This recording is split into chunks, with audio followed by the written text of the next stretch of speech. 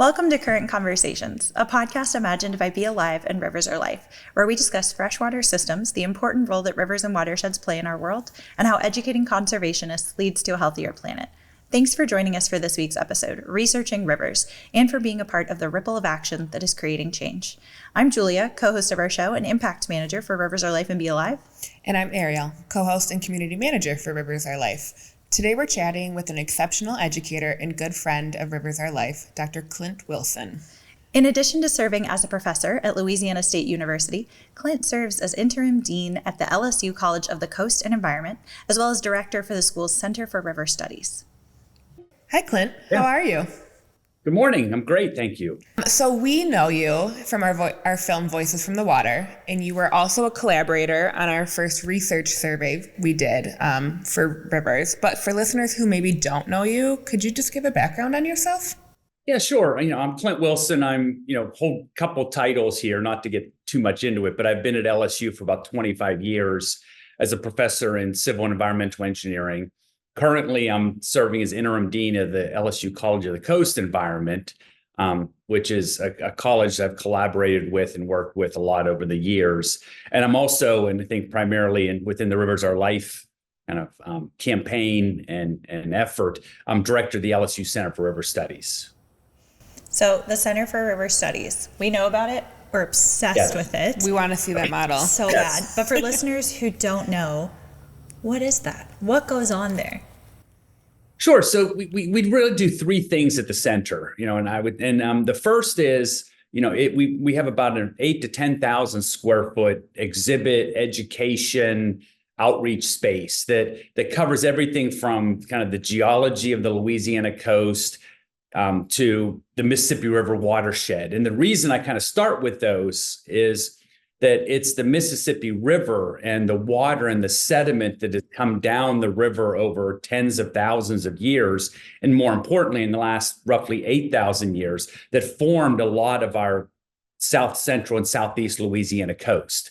So the land that New Orleans is currently on today was not there 6,000 years ago, okay? And some people might go, well, geez, that's like a really long time ago. Well, yes, to us today, right? But if you talk to a geologist or you talk to people that, think about mountains and mountain ranges and oceans, et cetera, they often are talking about hundreds of thousands, millions, tens of millions of years. So we kind of combine that idea of the geology, and the Mississippi River watershed to inform people about how South Central and Southeast Louisiana coast formed. Okay. And then also about the importance of the river, not just for Louisiana in terms of the wetlands and the land and the communities, but also in terms of the economy, right? It plays a critical role and has been, for a couple hundred years in the United States economy. And so we do that. We talk a lot about the wetlands, about the communities, and then the issues that have led to significant land loss. And not just loss of that habitat, but also increased risk to the communities, the industries in our coast.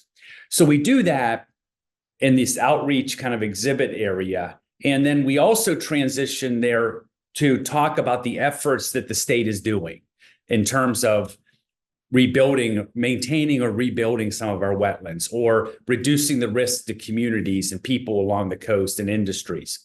So that's the first part. The second part is, and I'm going to get to the model last, but the second part is we hold a lot of workshops. We host a lot of symposia. We have a lot of visitors. We typically have about 8,000 visitors come through a year. That could be everyone from middle school students to elected officials at the federal level from across the country. It could be scientists from Japan. It could be oyster fishermen from Louisiana coast. So it's really a range of people we bring through, whether they're there formally for a meeting or a workshop, or they're there visiting and wanting to do a tour. And then the third part is the physical model, right? The lower Mississippi River physical model. And in particular, we're using that model here at LSU to help the state, to help Coastal Protection and Restoration Authority, and to a certain extent, I think even the Army Corps of Engineers in the nation, understand the availability of sand in the Mississippi River. Sand is a critical resource, and I think some of your stories have or will touch on sand, right, for construction. So there's a lot of sand mining going on. Well, here in Louisiana, we think, yeah, we want to actually mine the sand in the Mississippi River, okay? But we want to use that to either maintain or to rebuild some of our coastal wetlands. So we're not using that sand for construction of new buildings or new condos on the beach or whatever, right? We want to use that sand. So we use that Mississippi River model to study how the sand moves down the river, kind of month to month, year to year, and how what's the availability of that sand so that the state and others can use that sand, can mine it, whether it's directly dredging and putting it somewhere to fortify a location, or it's diverting that sand out into the wetlands. And so, maybe that's a little long-winded for what you're interested in here, but we're using the physical model to look at the availability of sand so that the state can better plan, optimize the projects around restoring or at least maintaining and or restoring or building wetlands in our coastal system. Let me back up to the very first thing I said when we talked about the Mississippi watershed and the geology. That's the way the coast was built in the first place, from the Mississippi River and from the sand that came down and the sediments, et cetera, that came down. So what we're really trying to do is reuse or get the Mississippi River, or start to use the Mississippi River and sediments again like it used to be. And I think that leads into so many interesting points, especially if we look at the restoration of the river, how important rivers are, and also the research aspect all of you guys do. I think that ties really great into that inaugural research survey we just did in partnership and collaboration with you guys at LSU. And in that survey, we did find out that 86% of survey respondents know or agree that river pollution really does affect our health, but 57% have little to no knowledge on how to handle those cleanups or what they can do. Why do you think that is? I think a lot of people can often will walk up to a river, or maybe they work on the river, or they use the river for livelihood, but they don't necessarily think about where that water's coming from, right? And so I think part of the education we bring now, obviously the Mississippi River covers 40% of the continental United States, but I think, you can take that analogy down to, hey, where does the water that's, from your subdivision go? If you over fertilize your lawn, where do those excess nutrients go? If if there's poor waste management practices, and so a lot of plastic bottles or straws and other things, right, get dumped onto a parking lot, where does that water end up? And so I think I'm kind of getting to a little bit to the question, right, is that I don't think people often make that connection. And so maybe educating, making sure people understand that, yes, you drop that gum wrapper on the floor, on the ground in the parking lot. Well, guess what? Eventually when it rains, that's going to go into the storm sewer, and eventually it's going into some water body, whether that's a river, a lake, the coast, whatever. I think that's part of what we're trying to do. Yeah, I think for a lot of us too, we talked about this yesterday. Julia is up here in Michigan as we're recording, and so we're based in Midland, but I live in Bay City, which is about 30 minutes from Midland, and we have the Saginaw Bay. So if you take your Michigan map, we're right here, which it goes into Lake Huron. But we talked about that next time she's up here, I need to take her to Bay City State Park so she can see the Saginaw Bay, because it's incredible. The Great Lakes are like oceans. But for those of us that do have those waterways or rivers or things like that in our backyard, we almost take them for granted because they're such a normal part of our lives. And I think that's a great point, that we don't always think about where does that one little item go, because it's such a normal part of our day-to-day life. Yeah. Not to go on and on too much, but, once I started studying the river a lot more and thinking about the watershed, I grew up, I was born in Pittsburgh, which obviously there you've got two major rivers that are coming together, the Monongahela and the Allegheny, to form the Ohio. But then we moved about an hour north of there. And, we had a creek that ran back down through the town that was 2 blocks from my house. And if I actually trace, where I am today in Baton Rouge, I can go up the Mississippi, up the, Ohio, up the Allegheny, and then through several different kind of smaller rivers and creeks. And eventually, boom, there's where I grew up. There's where I spent, my elementary, high school days, and realizing that's in the same watershed, right? That drains right, quarter mile from where I am today. But that's my profession, right? Or that's where I nerd out about things, right? So you're in good company as far as nerding out about exactly. rivers. This is the right place for that. I think it's important to recognize what individuals can do and that piece of the puzzle. But I want to come back to something you said too. 49%, the Mississippi River touches 49% of the continental U.S. It's about I think 40 to 42% of the continental United States. That's huge. So it's really in actually a couple provinces in Canada, two provinces. So you really think about kind of from the Allegheny Mountains, Appalachian Mountains to Rockies, almost everything from kind of the upper Midwest drains down into here. Now, there obviously are some places, Illinois, other, et cetera, that go other ways. But so over 40% of the continental United States ends up right in the Gulf of Mexico. That is crazy. Everyone does need to come to the LSU Research Center and see that incredible model. Do a shameless plug. If you can't make it to LSU, watch our film, Voices from the Water, so you can see it on camera. Yep. But even don't worry, I'll plug it several more times before we're done. Okay. But even to be able to see that in a model form of all of those little rivers that go into it and the real impact of it. Yeah. When you put in the perspective of 42-ish%, that's crazy. Mm-hmm. Yeah. Yeah. And those individuals making that connection, seeing the center, just finding those personal connections, I think is so huge. But I also want to talk about some of the bigger things being done to protect, restore, preserve rivers, like the research you're doing. The work that you do is so crucial to those big systemic changes, right? What other research do you think needs to be done, or maybe it's already in the works, both within the Mississippi watershed and then even globally? What don't we know about rivers that we need to know in order to kind of move forward in this work? Yeah, I think, shoot, we could do probably a dozen podcasts on this, couldn't we? But a couple of things that come to mind are I think the sand mining around the world, particularly I think in Southeast Asia, is having a major impact on the Mekong, for example, and other rivers, just because there's a lot of questions. Let's say there's a lot still unknown about the processes that result from excessive sand mining. So when you take a lot of sand out of the river itself, and again, I don't mean to make the river a person, but let's go with the river wants to carry sand, wants to carry sediment. So when you remove sediment from the river bottom, for example, you're dredging the sand and moving it, the river wants to pick up more. And so what it does is it starts scouring. It starts eroding banks of the river, right? And picking up more sediment. So what happens is then you get this cascading effect of, now the river might start to get wider, or you start to have banks that fall in. And then the people, whether it's their businesses or their homes along the banks, are highly impacted, right? The ecology of the system changes significantly.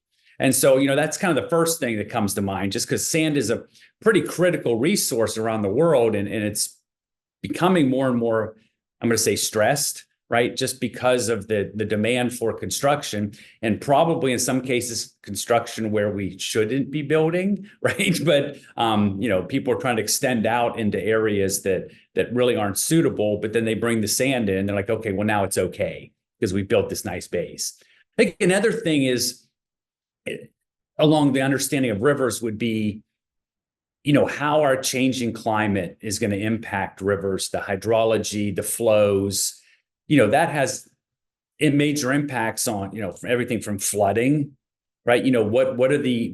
What's going to be the recurrence or the frequency of floods, or even just high flows? And then on the flip side, what's going to be the impact on extreme low flow conditions? And I think, so whether it's the Mississippi River or the Amazon or others, you've got this changing climate that's changing our weather patterns, right? And changing the meteorological conditions, which then leads to what?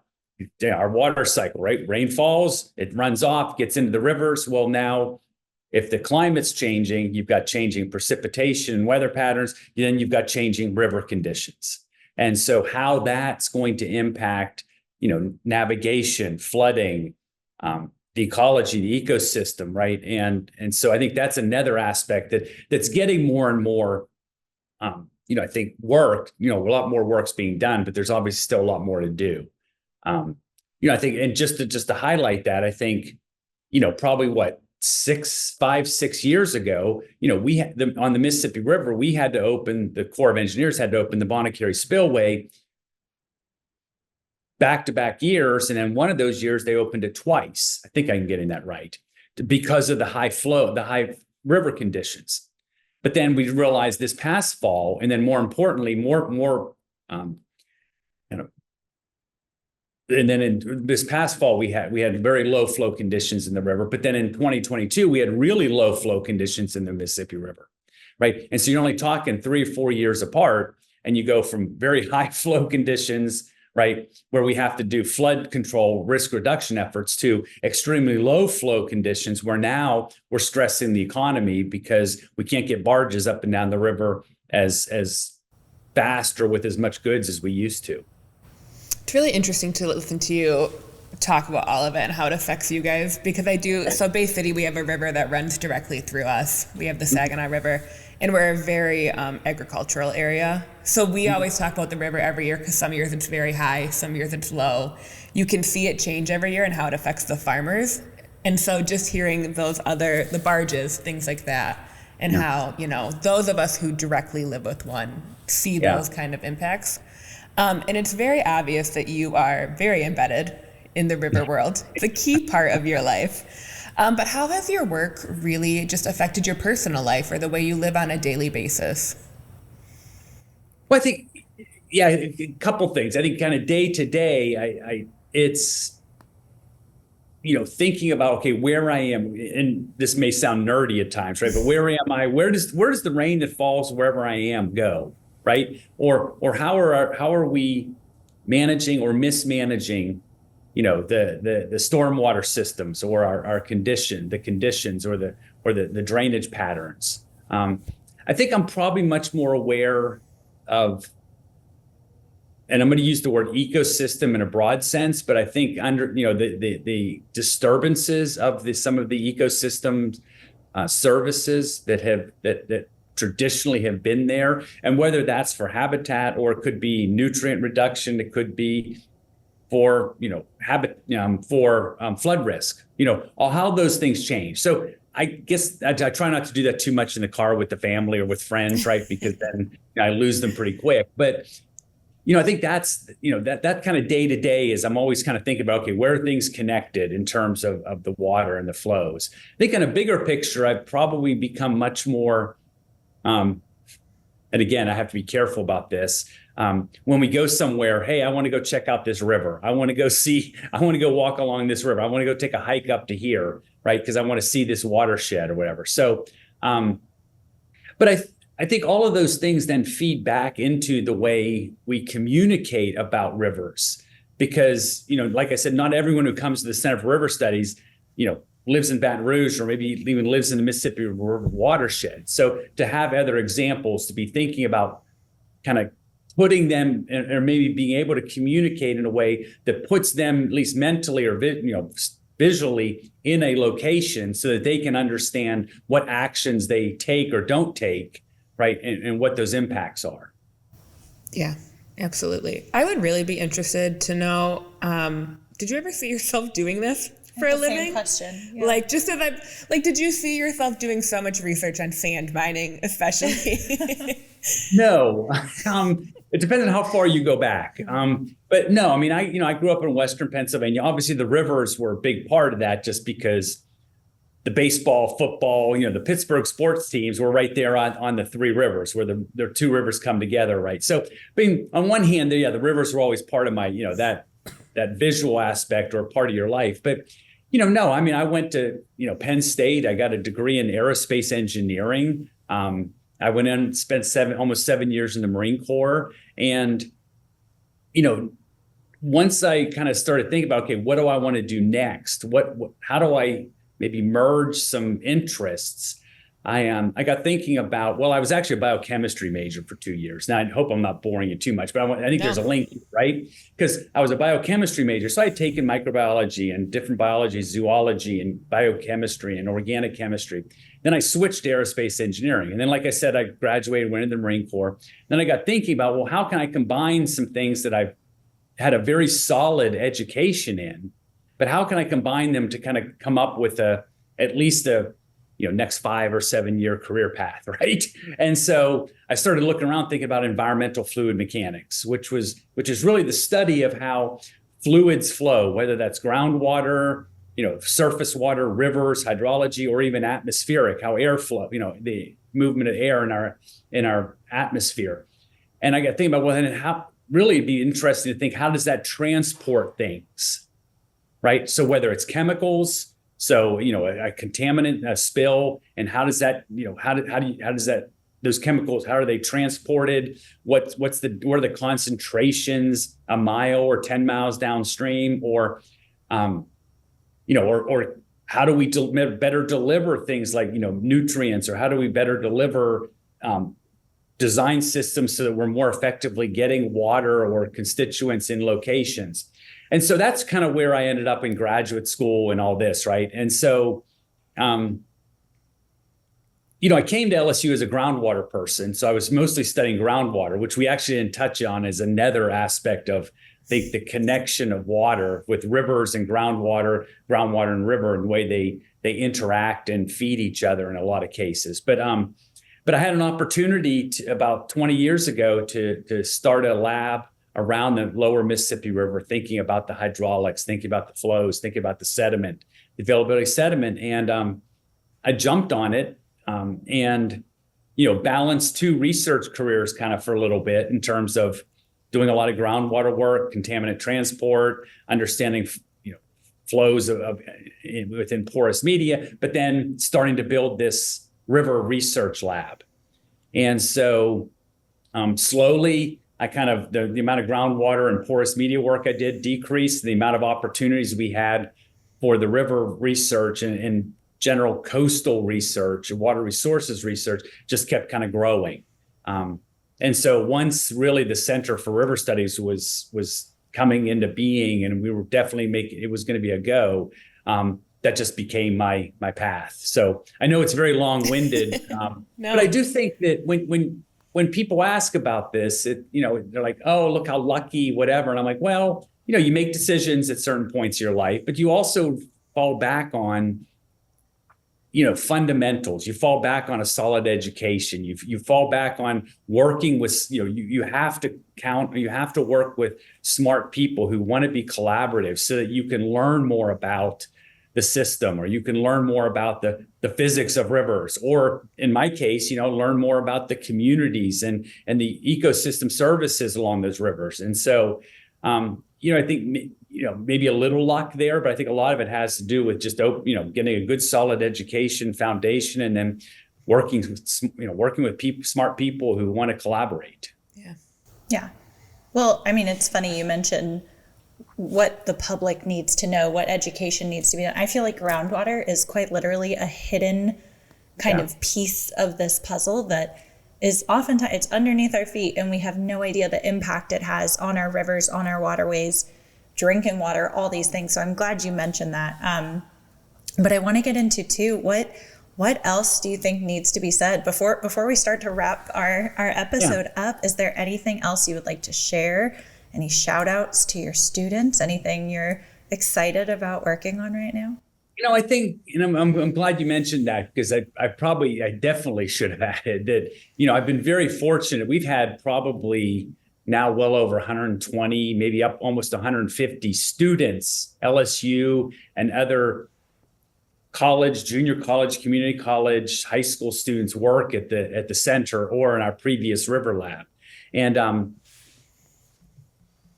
I think one of the things that has really helped me is their passion for what they're doing, right? They want to be here. They either live along the river, they've worked along rivers, they went to camps, their aunts and uncles had camps somewhere where they would go fishing or hunting. And so